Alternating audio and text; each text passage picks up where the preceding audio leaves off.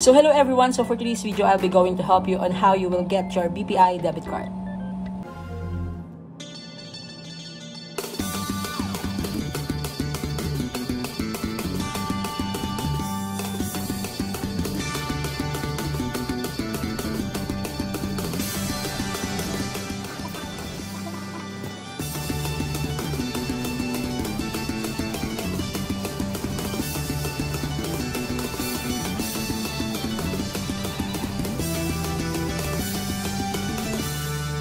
So first things first, you need to get your requirements so that you can apply to any BPI savings account or anything you would like to. So these are the list of requirements that you will need to pass on the BPI. So we need to photocopy our, if you're a student, you need to photocopy your valid ID, which is your school ID, and then present one other IDs such as this. Yan, nandiyan na po lahat yung mga requirements, yung mga IDs na pwede pang ipasa bukod sa school ID as a student. And then, after that, you need to pass your proof of billing, such as utility bills, yung mga Meralco, Manila Water, or anything na proof of billing. Yan. So, ayan yung mga list niya, nandiyan din sa side natin. And then, you need to give some pictures, such one by one picture to be specific. You need to pass one by one picture so that they can identify you na ikaw talaga yun. Next thing is, if you're a student, you need to give or pass your COR or Certificate of Registration or yung inyong enrollment slip para mas madaling yung intindihan. Yun, kailangan nyo yun. And you do not need to bring your grade slip or yung inyong grades. Hindi nyo na kailangan siyang i-photocopy. So yun, so after that, ayun lang naman yung requirement. So for the, mga nagwo-work, siguro kailangan nyo ng proof of income. Yun, proof of income nyo. And then syempre yung mga valid IDs, nilagay ko naman doon na kanina. Yung kailangan nyo rin ng inyong SSS, pwedeng SSS, GSIS, Pag-ibig, PhilHealth, and then anything or etc. na nandyan sa gilid. Then, after nyo madala yung mga such requirements na needed, mamimili na kayo ng mga account na gusto nyong i-apply. So meron dyan savings account for passbook, for debit card, for credit card. So ako, pinili ko guys is yung debit card. Why? Kasi ang debit card, ang kinagandaan ko ng debit card, you can pay using your card. Kumbaga, bibigyan mo, kunyari, pupunta ka sa mga mall, sa mga grocery stores, you will just give this card and then they will swipe it and you will put your PIN and yun na, cashless transaction. Kumbaga, mas madali siya kasi less hassle ka na sa pagdala mo sa wallet ng mga pera mo dahil lang dito na lahat. So, yun yung kinaganda ng debit card. Kaya, I prefer na piliin yung debit card. Lalo na kung mahilig kayong mamili-mili. Yun. Kasi ito yung pinaka-purpose niya. Debit card. So, yun. After nun, nung mapasa niyo yung mga requirements, you will fill yung form. So, hindi ko siya dito ilalabas kasi hindi siya pwedeng ipakita. Pero, mag-fill kayo ng form na isa siyang bond paper form. Yun. You will put your name, yung full name mo, then birth date, and anything na about sa'yo. So, saan yung source of fund, ano pa ba? Are you single, married, dated, just kidding. Yon. Tapos, sa likod, magpipirma-pirma. So, after nun, after mong ma-fill upan yun, meron ulit sa'yo yung fill upan na maliit naman. Tapos, papasignature ka doon ng 3 times. Then, ayun, after nun, yun na yung pinaka-process. So, after nun, papabalikin ka for 5 to 7 business days, which is ako, bumalik ako after 6 day. Yun nga, ngayon pang 6 day. And, kasi kahapon, nakatanggap ako ng email from BPI na, welcome to BPI. Yan, ganun. So, siguro yun na yung parang notification or yun na yung nag-a-alert na pwede mo nang makuha yung card mo. Kasi 5 to 7 days before mo ito makuha. So, ayun, bibigyan ka nila nito. Sorry kung medyo magulo siya. Or medyo punit-punit. Kasi kanina nandun ako sa BPI. And masyado ako lang madali. Sinira ako na lang. Naiya ako. Marami kasi nakapira dun sa, kasi change mo siya ng PIN. Ayan siya guys. Do it with debit. Kasi napakalupit ng debit card. Kasi anything na transaction, anything na pwede mong bilhin sa mga mall, sa mga kainan na tumatanggap ng card. Ito, mas maganda siya kasi cashless transaction and sobrang smooth ng transaction. So, ayun siya guys. So, unang-una nyo makikita. Nasa labas to Pinasok ko lang sa loob. Ito yung unang-una nyo makikita, which is dito. Sorry, medyo gulo-gulo. Dito sa part na to guys. Yan. Yan siya. Gagantin ko na kasi makikita yung information guys. Yan. Yan siya guys. Ito yung, dito nakalagay yung mga PIN mo. Dito nakalagay yung PIN mo. So, papakita ko lang sa inyo yung loob. Picturean ko na lang. Tapos, Wait lang, buksan natin. Tapos, i-flash ko dyan. Pero syempre, tatakpan ko yung, ayan siya. Matap naman yan, tatakpan ko yan mamaya. Ayan.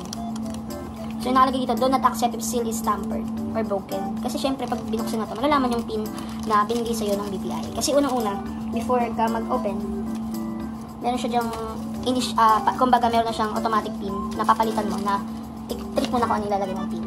So, yun, ito yung laman na guys. Dito nakalagay yung card ko last kanina. Sa bandang to, nandito yung card. Nandiyan yung card. Ayan siya guys. Ayan yung laman niya. Do more with debit. So, dito, i-flash ko lang ito sa screen. Flash ko rin naman ito kayo. Huwag nyo nang pagkaganunan. Mamaya nang ganun kayo. So, yun sabi dito. Pay better. Ayan, i-flash ko lang. Sabi dito, pay better than cash. Take your debit card with you when you shop. Do your groceries or grab your coffee to avoid lining up at the ATM to withdraw. Diba nga, sobrang less hassle siya guys kasi ipipresent ko lang tong card mo, then makakabay ka na ng sobrang smooth and sobrang bilis. Yun. So, sabi dito, your BPI Debit Mastercard is accepted in over 45,000 BankNet affiliated stores nationwide, which is sobrang solid. Then, simply use your card to pay in stores wherever your Mastercard is accepted, both here and abroad. Oh, pwede rin pala siya sa abroad. So, sabi dito, just tap your card to pay for purchases below 2,000. No need to key in your PIN or sign. So, kapag magkakaroon ka ng transaction na below 2,000, no need to enter your PIN na pala. So, yun. Sobrang sulit. Sabi nito, access your cash. So, sabi dito, withdraw from any BPI, BankNet, and Master-affiliated ATMs here and abroad. Link up to 9 other card-based deposit accounts in one card. Ayun, lupit. From changing payment limits to enabling or disabling international access and more. Through card control, you can manage certain features and adjust the settings of your card to fit your everyday needs. Yun, visit www.bpi.com.ph for more info. Ang maganda pa dito guys, meron silang app na kung saan mamomonitor mo yung laman ng account mo. Yun. Sabi dito, yun, dear, your name, thank you for banking with us. Your new BPI Debit Mastercard is here and nasa akin na nga. Yun, it is now EMB chip enabled, giving you more security features. The main account for this card is X66, puro X. Tapos yun, if you have other deposit accounts, please refer to our guide on account linkage. The preset limits for your card are as follows. Maximum daily withdrawal amount is 20,000, maximum daily withdrawal count is 6, and maximum daily purchase amount is 100,000. So, ibig sabihin, hanggang 100,000 talaga, no? Hanggang 100,000 lang pwedeng magamit for this.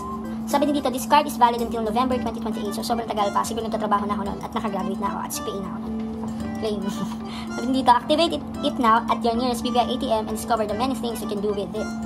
To learn more, read on, ayun yan, bpiexpressonline.com. And ayun, sabi dito, EMV chip enabled. Ibig sabihin ng EMV is EuroPay, Mastercard, and Visa. Yan is the global standard for card payments. It uses chip card technology to ensure that every transaction is secure. Account linkage, yun nga, pwede mo itong malink sa 9 different accounts in one card. So, lupit. Global acceptance is your card to withdraw here and abroad. So, sobrang lupit. Kaso, sa pagkakalam ko lang, kapag foreign yung card mo, ang laki ng bawas. Yun lang, pagkakalam mo lang. Kasi 6-digit PIN, boost security with a 6-digit PIN. Click nyo na yung kung ano yun yung PIN nyo. So, yun. So, sabi dito, activate your BPI debit card immediately. So, yun nga yung ginawa ko kanina, guys, na sobrang dami kong transaction dahil dito sa pagpapalit kasi hindi ko alam kung bakit ganon. Transaction denied. Hindi siya kumbaga hindi siya napapalitan. Wait lang, pakita ko sa'yo. Tatuwa ako dito kanina.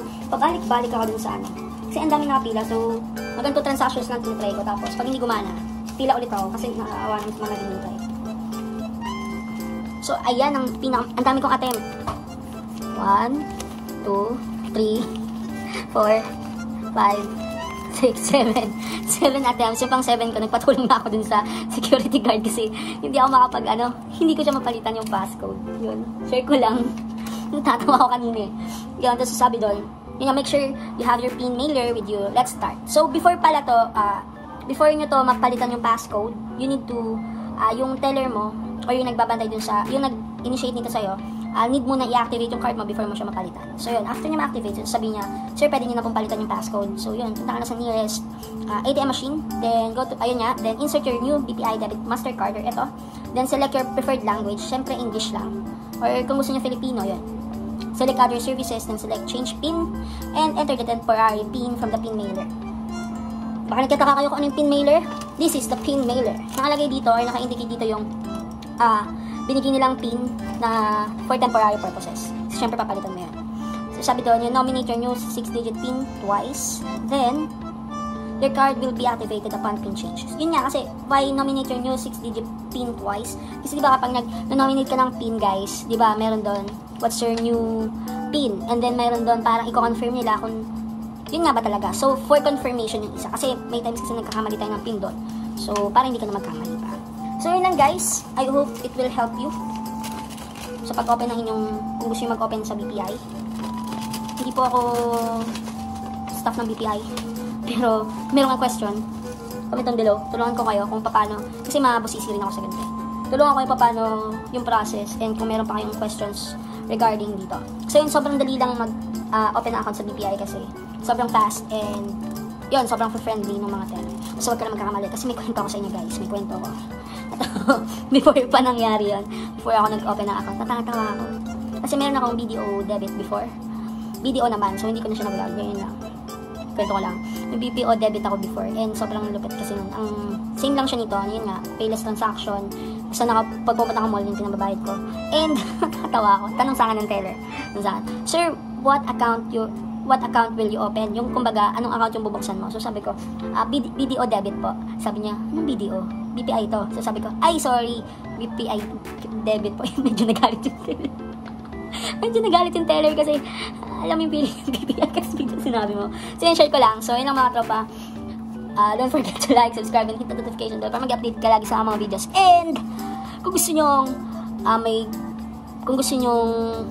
kung may suggestion kayong gawin natin, comment down below. And guys, kung meron kayong mga further questions pa, comment down below. I will help you that. Yun lang. Maraming salamat mga tropa and happy mukbang. Bye-bye.